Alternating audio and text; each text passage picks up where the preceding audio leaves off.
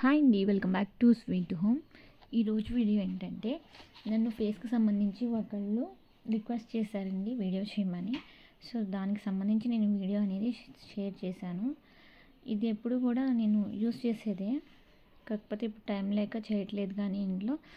So ఇంతకు last previous వీడియోస్లో చూసుకుంటే నేను ఫేస్కి సంబంధించి చెప్పానండి వీడియోస్. సో ఇప్పుడు మళ్ళీ కూడా ఒకళ్ళు రిక్వెస్ట్ చేశారు చేయమని. సో వాళ్ళ కోసం నేను ఇది మళ్ళీ అప్లోడ్ చేశాను. ఏం లేదండి, బాత్ పౌడర్.